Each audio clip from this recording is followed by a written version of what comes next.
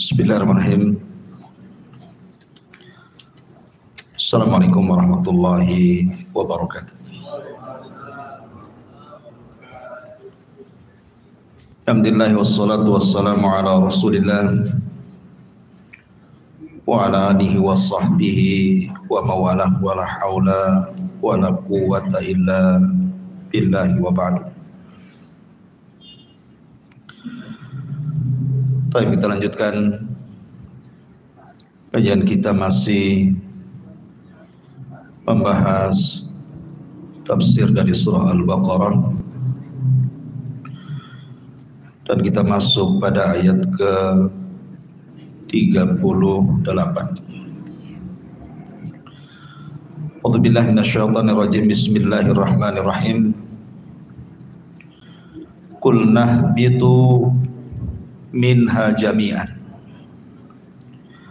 fa imma ya'tiyannakum minni hudan faman tabi'a hudaya fala khaufun 'alaihim wa lahum yahzanun walladzina kafaru wa kadzdzabu bi ayatina ulaika ashabun nar hum fiha khalidun.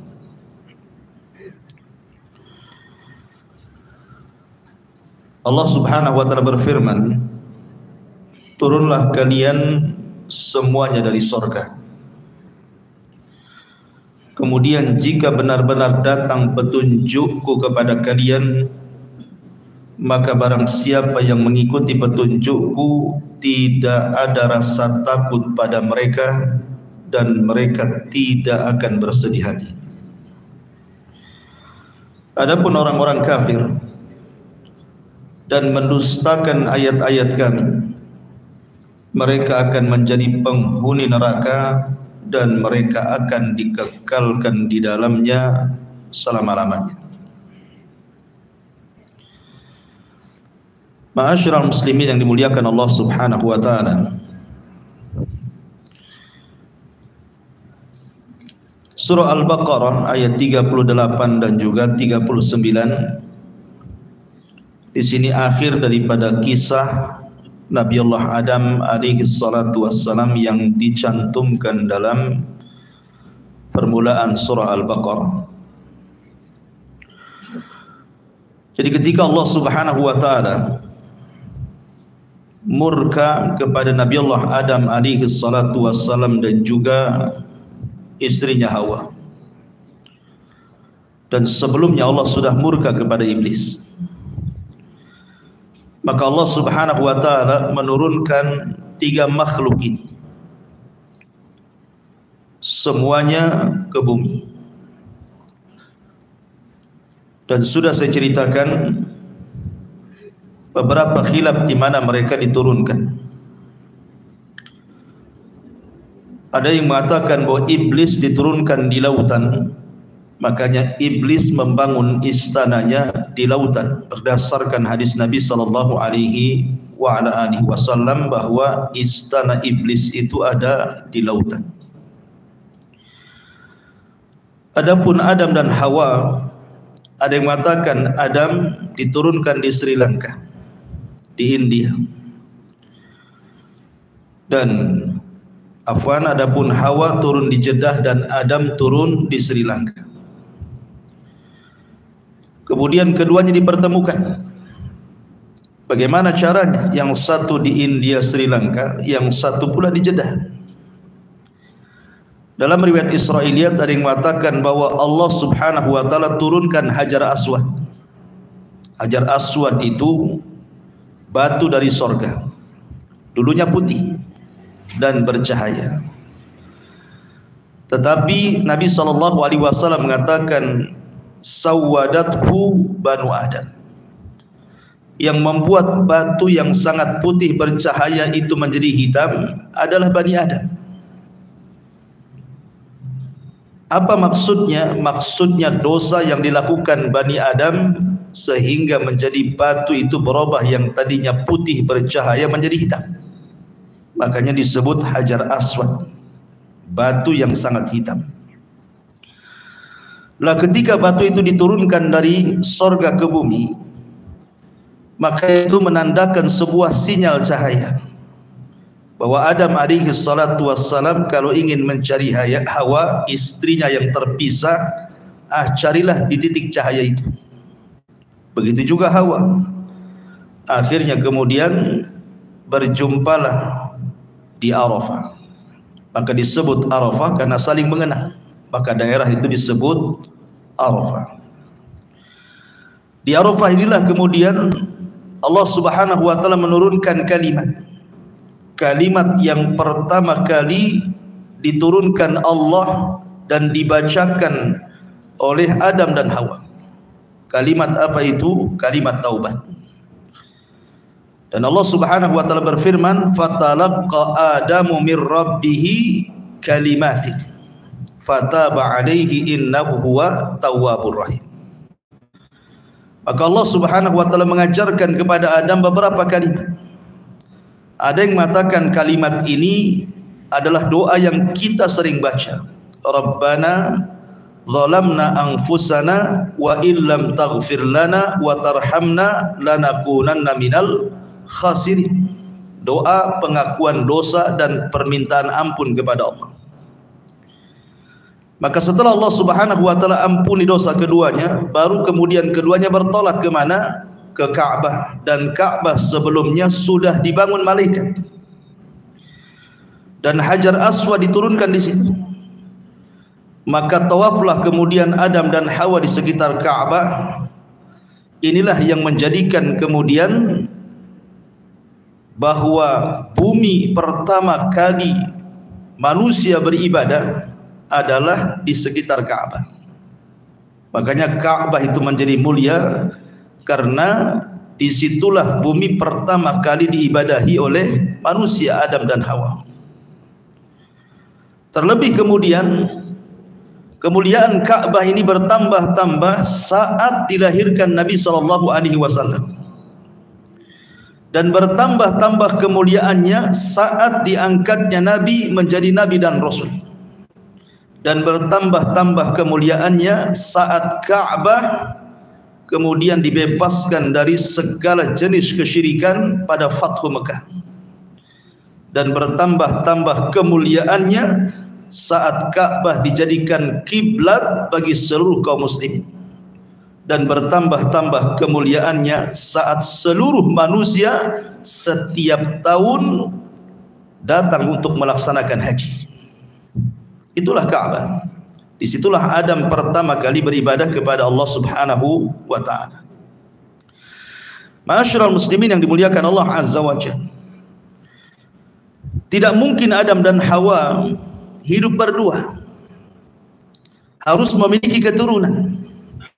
Makanya kemudian Allah Subhanahu wa ta'ala menganugerahkan kepada Adam 40 putra dan putri. Dan Allah anugerahkan setiap kehamilan selalu kembar. Jadi Hawa itu hanya melahirkan 20 kali saja, tapi sekali melahirkan laki-laki dan perempuan. Dan itu hikmah, keinginan dan kehendak Allah Subhanahu wa ta'ala. Karena Adam alaihi salatu wassalam itu diberikan usia panjang. Dalam hadis yang sahih, ketika Allah Subhanahu wa ta'ala menciptakan Adam alaihi salatu wassalam, Allah usap punggungnya. Kemudian keluar ruh dari punggung Adam itu. Ruh-ruh yang akan menjadi anak keturunannya sampai kiamat. Kemudian Nabi Adam alaihi salatu wassalam diperlihatkan ada dari umatnya yang bercahaya di dahinya. Kemudian Adam takjub dan mengatakan, siapa itu? Maka dikatakan kepada Adam, itulah Daud dari keturunan. Kemudian Adam berkata, berapa usianya? Maka dikatakan usianya hanya 60 tahun. Adam mengatakan, kenapa sedikit? Bagaimana kalau kutambahkan dari usiaku, genapkan 100 tahun? Jadi usia Adam diambil 60 tahun diberikan kepada Nabi Allah Hud. Akhirnya kemudian ketika usia Adam sudah 940 tahun, datang malaikat maut. dan hendak mencabut nyawanya. Kemudian Adam mengelak dan mengatakan, bukankah usiaku masih tersisa 40? Jadi ketika usianya 960 tahun ya. Karena yang 40 tahun kan diberikan kepada Nabiullah Hud. Nabiullah Daud alaihi salam. Kemudian Adam lupa kalau yang 40 tahun itu sudah diberikan kepada Nabiullah Daud. Dari sinilah kemudian anak turunan Adam menjadi pelupa. Makanya manusia disebut al-insan dari kata-kata nisyan, lupa. Artinya Adam diberikan usia hampir 1000 tahun. Walaupun dikurangi kepada Nabi Allah Daud alaihi salatu wassalam, menunjukkan bahawa usia Adam itu cukup panjang. Sehingga kemudian anak-anaknya beranjak dewasa. Dari situlah kemudian Allah Subhanahu wa taala mensyariatkan kepada Adam untuk menikahkan. Bolehnya saudara dengan saudari menikah, tetapi jangan kembarannya. Boleh menikah antara saudara dengan saudari kandungnya, tapi syaratnya jangan kembarannya. Lah kebetulan dari anak-anak Adam ini yang paling besar adalah Qabil dan Habil. Ada yang mengatakan Qabil itu kakaknya, ada yang mengatakan Habil itu, atau sebaliknya, wallahu a'lam. Karena tidak dijelaskan dalam Quran dan juga hadis Nabi sallallahu alaihi wasallam. Tapi yang jelas bahwa itulah yang dikisahkan dalam Al-Quran, di mana Allah Subhanahu wa taala kemudian memerintahkan Adam untuk memerintahkan putra putrinya menikah, karena tidak ada orang lain masalahnya. Akhirnya kemudian Qabil disuruh menikah dengan kembarannya Habil, dan Habil disuruh menikah dengan kembarannya Qabil. Dari sini iblis datang dan menggoda Qabil dan mengatakan, wahai Qabil, lihat kembaran Habil itu tidak cocok untukmu, kurang cantik, tapi lihat kembaranmu cantik.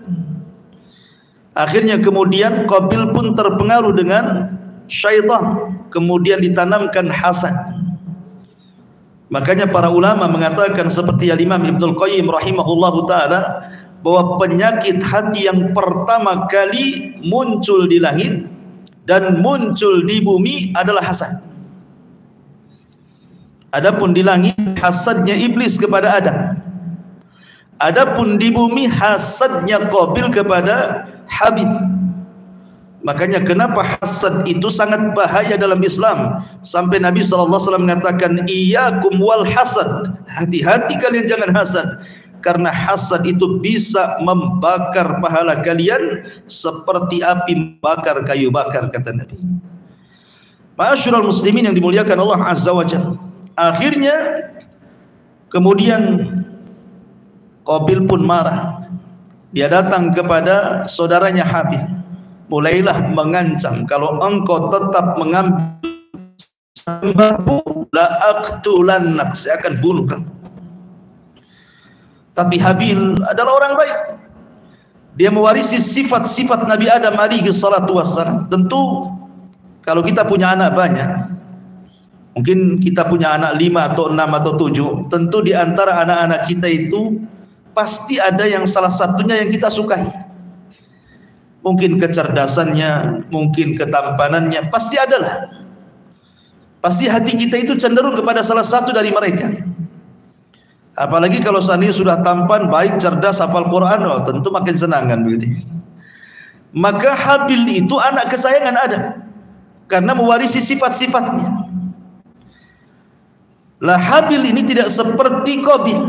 Makanya ketika kemudian Qabil mengancam, la aqtulannak, saya akan bunuh kamu, Habil hanya mengatakan, la imbasatta yadaka litaktulani ma ana bibasiti yadiya ilaika liaqtulah.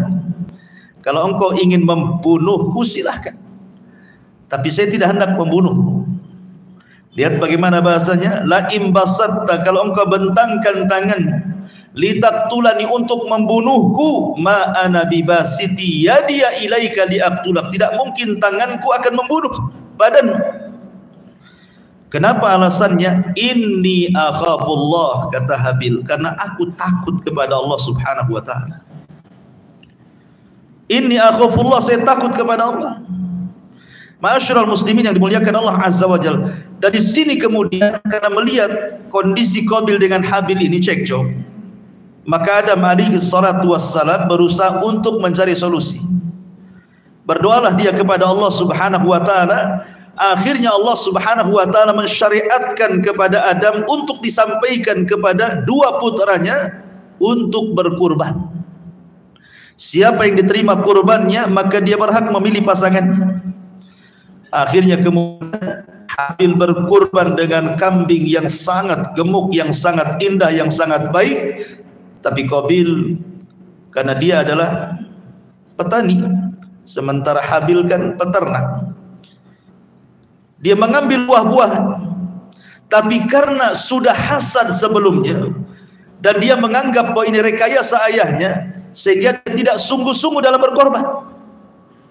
Dia mengambil buah-buahan sesuka hatinya. Harusnya kalau ini adalah persembahan kepada Allah Azza wa Jalla, dia mempersembahkan yang terbaik, kan begitu. Tapi karena sudah sakit hati, sudah hasad, maka dia asal-asalan kurbannya. Akhirnya Allah Subhanahu wa taala hanya menerima kurbannya Habil dan menolak kurbannya Qabil. Dari sini Allah Subhanahu wa taala berfirman, "Watlu 'alaihim naba abnai Adam bil haqq.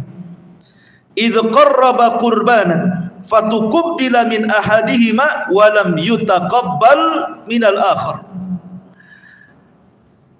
Allah mengatakan, bacakan ya Muhammad kepada mereka tentang kisah dua putra Adam, maksudnya Qabil dan Habil.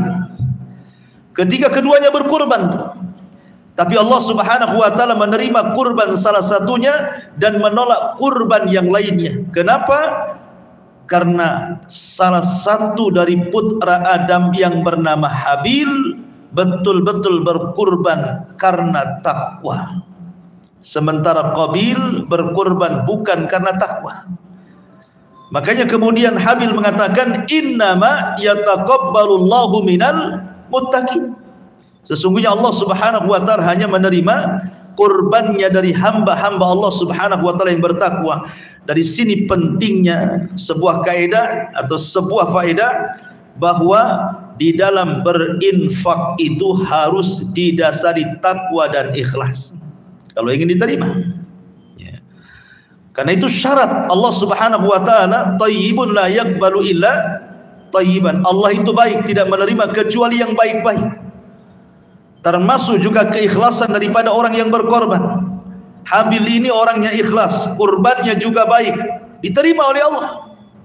Tetapi Qabil ini sudah tidak ikhlas karena hasad, yang dikorbankan pun tidak baik, ditolak. Makanya ada ulama mengatakan, kalau seandainya sepanjang hidupku aku tahu satu kali sujud saja diterima oleh Allah Subhanahu wa taala, itu sudah cukup bagiku. Kalau seandainya seluruh ibadahku aku tidak tahu diterima atau tidak, tetapi aku tahu bahwa satu kali sujud saja, sujud ini diterima oleh Allah Subhanahu wa taala, itu sudah cukup. Kenapa? Karena tidak mungkin Allah Subhanahu wa taala menerima sebuah ibadah kecuali karena dia takwa. Berarti ketakwaan itulah yang menjadikan amalan kita diterima. Tapi masalahnya kan kita tidak tahu amalan mana yang diterima oleh Allah, kan kita tidak tahu. Karena kita tidak pernah ditampakkan mana yang diterima, mana yang ditolak, kan? Karena kita tidak tahu mana yang ditampakkan, mana yang ditolak, makanya kata Nabi SAW, la tahkiranna minal ma'rufi syai'an walau antalqa akhaka biwajhin talqin. Jangan remehkan sekecil apapun kebaikan, walaupun hanya melemparkan senyum kepada saudaramu. Boleh jadi senyum kita kepada saudara kita itu pula yang menjadikan jalan kita membuka pintu surga, kan? Karena terkadang amalan besar itu mudah tersentuh ria, tapi amalan kecil itu terkadang lebih ikhlas dibandingkan amalan yang besar. Maka jangan remehkan sekecil apapun kebaikan. Ma'asyiral muslimin yang dimuliakan Allah Azza wa Jalla, singkat cerita, akhirnya kemudian betul-betul Qabil pun kemudian melaksanakan sumpahnya di hadapan Habil. wallahi la aqtulannak, demi Allah saya akan bunuh kamu.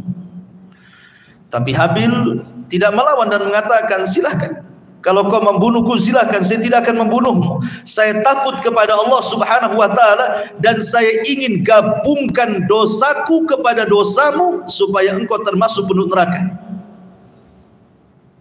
Bahasanya apa kata Qabil atau kata Habil kepada Qabil? Dia mengatakan, inni uridu an tabu'a bi ithmi wa ithmika fatakuna min ashabin nar wa dzalika jazaa'u zalimin. Sesungguhnya saya hanya mengharap dosaku ditumpukan dengan dosamu biar engkau termasuk penduduk neraka. Jadi alasan Habil kenapa tidak melawan, satu, karena takut kepada Allah.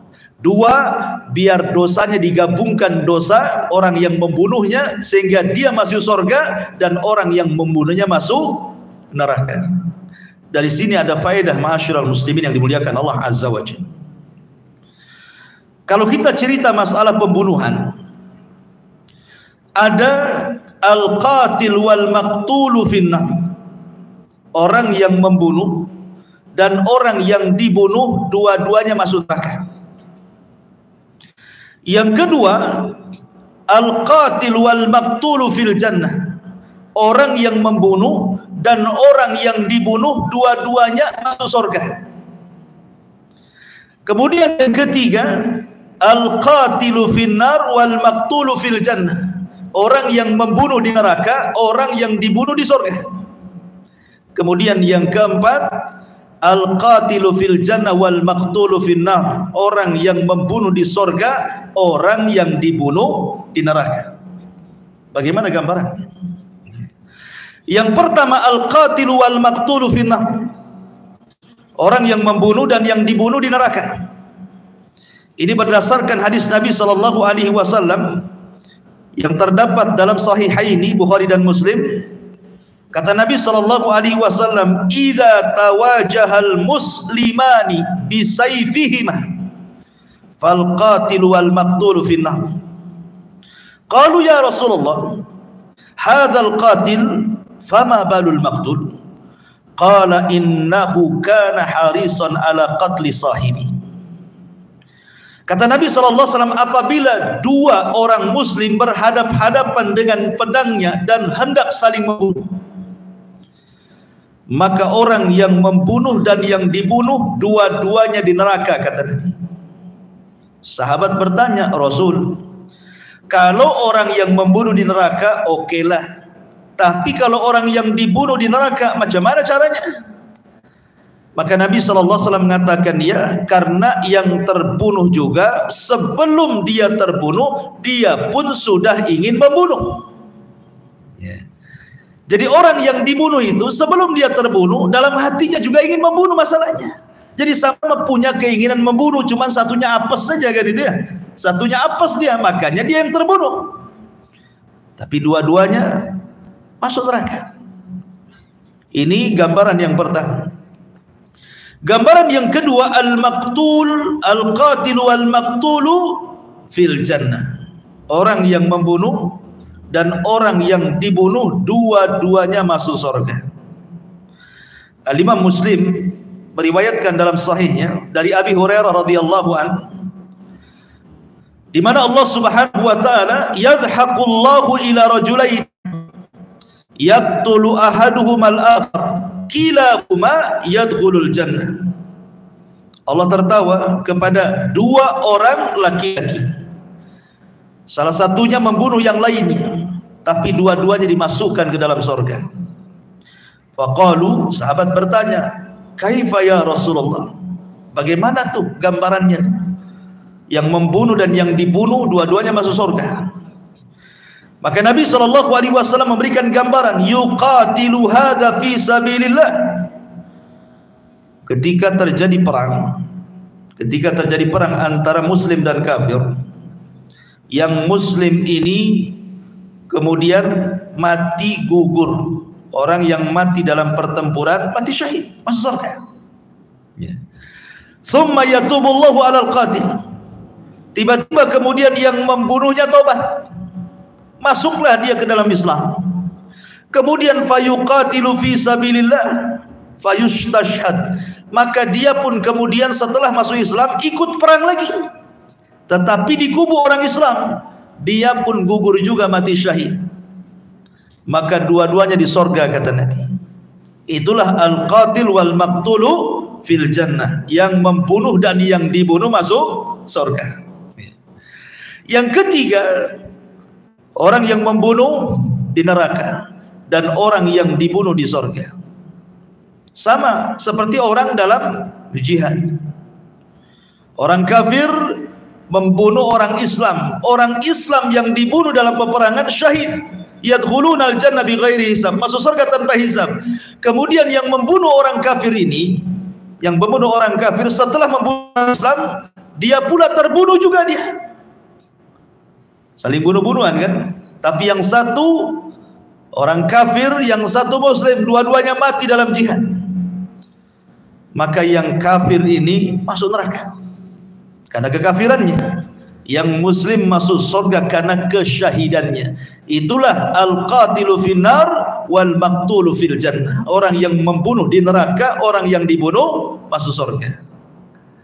Kemudian yang terakhir kebalikannya, al-qatil fil jannah wal maqtulu finnar, orang yang membunuh masuk surga, orang yang dibunuh masuk neraka. Sama-sama saat jihad juga. Di mana orang Islam membunuh orang kafir, selesailah dia, orang kafir masuk neraka. Kemudian orang yang membunuh ini terus dia di atas keislaman sampai dia mati, maka dia masuk surga. Ma'asyiral muslimin yang dimuliakan Allah Azza wa Jalla, adapun kasusnya Qabil dan Habil, ini masuk pada gambaran yang pertama, kasusnya Qabil dan Habil. Kenapa Habil ini masuk surga dan Qabil masuk neraka? Karena yang ada keinginan membunuh itu siapa? Qabil. Habil itu tidak ada keinginan membunuh. Kalau seandainya Habil ada keinginan membunuh, masuk sabda Nabi, dua-duanya neraka. Tetapi Habil itu tidak ada keinginan membunuh. Dari mana kita tahu? Dari perkataan beliau Habil, la imbasatta yadaka litaqtulani ma ana bibasiti yadiya ilaika liaqtulak inni akhafullah. Kalau engkau ingin membunuh silahkan, tapi saya tidak akan membunuhmu karena saya takut kepada Allah. Dari situ Habil tidak ada keinginan untuk membunuh. Maka Habil masuk surga, Qabil masuk neraka. Bahkan Qabil harus menanggung dosa yang sangat besar. Perhatikan sabda Rasul dari Abdullah bin Mas'ud radhiyallahu anhu. Nabi sallallahu alaihi wasallam bersabda, la tuqtalu nafsun zulman illa kana ala ibni adam al-awwal kiflun min damiha li'annahu kana awal man sannal qatlah. Siapapun yang membunuh dengan cara zalim, siapapun yang membunuh dengan cara zalim, kecuali anak Adam yang pertama si Qabil, akan dapat bagian dosanya karena dia orang yang pertama kali mencontohkan membunuh. Jadi kalau sejak zaman Qabil sampai hari ini ada orang yang membunuh dengan cara zalim, otomatis orang yang membunuh itu kan dosa. Ribuan orang yang sudah membunuh, otomatis ribuan dosa ini si Qabil juga akan nanggung dosanya. Kenapa? Karena dia yang ngasih contoh keburukan. Sementara Nabi SAW bersabda, man sanna sunnatan sayyi'atan falahu wizruha wa wizru man amila ba'dahu la yanqusu min auzarihim syai'a, kata Rasul. Barang siapa yang mencontohkan keburukan, maka dia dapat dosa dan dosa orang yang mencontohnya tanpa mengurangi dosa mereka sedikit pun, dan begitu seterusnya. Berarti Qabil ini banyak di dosanya, karena setiap dosa pembunuh itu dia dapat bagiannya tuh. Maka jangan memberikan contoh keburukan kemudian ditiru orang, maka orang yang menirunya dapat dosa dan orang yang menirukan pertama dapat bagian dosanya. Auzubillah. Jadilah orang-orang yang mencontohkan kebaikan, jangan jadi pencontoh keburukan. Ma'asyiral muslimin yang dimuliakan Allah Subhanahu wa taala. Setelah kemudian Qabil pun ketika dibunuh oleh Qabil dengan cara pengecut. Padahal dalam beberapa sirah itu dijelaskan badan Habil itu sebenarnya lebih besar, lebih kekar. Kalau seandainya mau berkelahi, Qabil itu kalah sebenarnya. Ya kita melihat dari postur tubuh gitu ya, dan kekuatan. Tetapi pembunuhan Qabil itu kan secara pengecut, di mana ketika Habil sedang tertidur, diambilnya batu besar kemudian dipukulkan di kepalanya sampai hancur mati. Lebih parah lagi kemudian dibiarkan jasadnya begitu saja. Ada yang mengatakan menurut riwayat Mujahid, sebab Qabil membunuh Habil ini, Allah Subhanahu wa taala akhirnya menyegerakan azabnya di dunia sebelum di akhirat. Dengan cara apa? Tiba-tiba betisnya tertekuk dengan pahanya, dia tidak bisa jalan. Kemudian wajahnya ke atas dan tidak bisa dikembalikan, dia tersengat sinar matahari.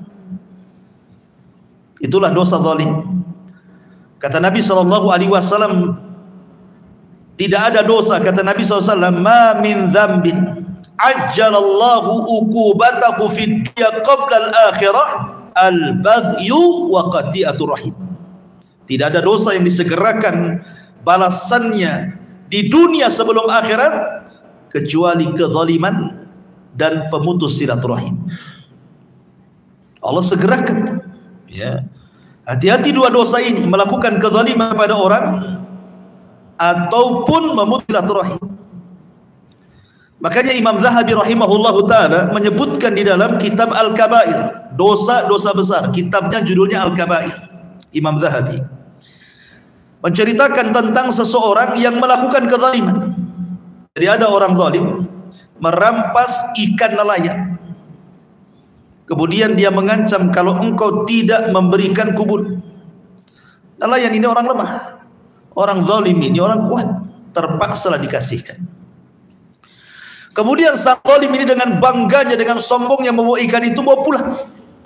Tidak sadar di tengah jalan ikan yang mati Allah hidupkan, tiba-tiba menggigit jarinya. Dia rasa gigitan itu biasa saja, hanya berdarah sedikit, ya sudah biasa saja, pulang ke rumah. Dimasak ikan itu, dimakan dengan lahapnya tanpa punya perasaan dosa. Di malam harinya bekas gigitan itu baru terasa. Dia pun merasakan sakit, kesakitan yang luar biasa yang tidak ada yang tahu rasa sakitnya kecuali Allah. Menjerit-jerit. Keesokan harinya dia datang ke dokter, ke tabib. Ke dokter, bukan ke dukunnya. Kemudian kata tabib, kata dokter ini, itu gigitan ikan ada virusnya. Itu sudah menjalar ke telapak tangan, harus diamputasi. Kalau tidak diamputasi akan menjalar ke pergelangan sampai ke jantung mati kan. Subhanallah. Baru kemarin dia melakukan kezaliman, jarak 1 hari sudah dipotong tuh tangannya. Itulah kadang-kadang Allah menyegerakan kan dosa kezaliman. Dikiranya setelah dipotong telapak tangannya sembuh, tidak juga. Beberapa hari kemudian menjalar lagi sampai ke sikut dia. Balik lagi ke tabib, kata tabib itu harus diamputasi lagi. Akhirnya dipotong juga sikutnya. Beberapa hari lagi tidak sembuh juga, ternyata menjalar sampai di bahunya. Dokter ini heran, dia sudah sering menangani perkara itu, tapi tidak seperti ini. Makanya dokter ini bertanya kepada orang ini, dosa kamu itu apa sebenarnya? Akhirnya bercerita tentang kezalimannya mengambil ikan nelayan itu. Kata dokter, subhanallah, seandainya ketika ikan itu Allah hidupkan dan menggigit jarimu, kau langsung serahkan ikan itu, minta ampun, minta maaf, kau tidak perlu datang ke sini. Ya, tapi ini semua sudah takdir Allah Azza wa Jal. Sebelum ku potong bahumu, sebaiknya kau datangi nelayan yang ku ambil ikannya itu, minta maaf, minta redhonya. Mudah-mudahan dengan cara itu Allah sembuhkan penyakitmu. Cari dia. Ya. Setelah ketemu, Akhirnya dia mengatakan, samihni ya fulan, maafkan dosa-dosaku wahai fulan. Lah ini bingung, siapa orang ini? Kemudian diceritakan, saya seorang orang zalim yang telah mengambil ikanmu pada waktu-waktu yang kemarin-kemarin, tolong maafkan saya. Akhirnya kemudian karena melihat kondisinya yang kasihan, dimaafkanlah sang nelayan ini. Ketika dimaafkan, hilang rasa sakitnya. Kemudian sebelum dia pergi, orang zalim yang sudah bertobat ini mengatakan kepada sang nelayan ini, wahai bapak, ketika saya ambil ikan, saya melihat bibirmu bergerak-gerak. Kamu ngomong apa? Gitu dia. Akhirnya kata sang nelayan, tidak, aku tidak bicara apapun kecuali hanya berdoa kepada Allah. Hanya mengatakan, ya Rabb, sesungguhnya aku ini orang lemah di hadapanku orang kuat. Arini quwwataka ya Rabb, tolong tampakkan kekuatanmu kepadaku. Hanya itu saja. Ya. Rupanya manjur doa orang yang dizalimi mustajab. Ingat, doa orang yang dizalimi itu mustajab, karena orang yang menzalimi itu dia bisa nyenyak tidur, orang yang dizalimi tidak pernah nyenyak tidur. Makanya dia bermunajat tiap malam untuk melaknat orang yang menzaliminya. Hati-hati itu ya. Karena orang yang mazlum yang dizalimi ini kalau sudah berdoa tidak ada hijab antara dia dengan Allah, melesat walaupun yang dizalimi itu orang kafir. Ma'asyiral muslimin yang dimuliakan Allah Azza wa Jalla, akhirnya setelah dimaafkan dan dia pun menyesal, maka dia pun hendak datang ke dokter tadi.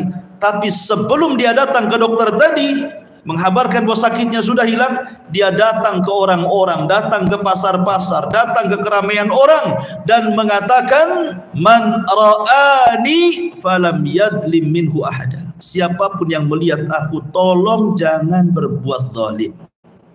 Tampakkanlah bekas amputasinya itu. Lah Imam Zahabi mencantumkan kisah ini dalam kitab Al-Kabair, dosa-dosa besar. Ya. Nah di sini lihat bagaimana Habil ketika dibunuh oleh Qabil secara zalim, maka Allah berikan hukuman kepada Qabil kan itu.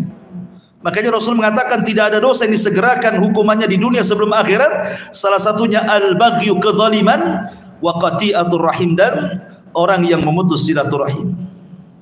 Ketika kemudian Qabil sudah membunuh Habil, maka disinilah cerita peradaban dimulai.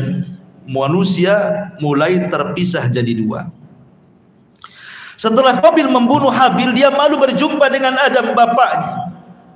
Akhirnya dia bawa istrinya kembarannya untuk menjauh dari kabilahnya Adam yang ada di perbukitan. Dia memilih ke lembah. Akhirnya kemudian Qabil dan juga istrinya beranak pinak di lembah itu, sementara Adam alaihi salatu wasallam berada di perbukitan dan bersama anak dan cucunya. Disitulah kemudian terpisah antara dua kabilah, kabilah Adam dan kabilah Qabil, satu di bukit, satu di lembah. Dan Adam mulai memberlakukan tidak boleh orang bukit kemudian turun ke bawah.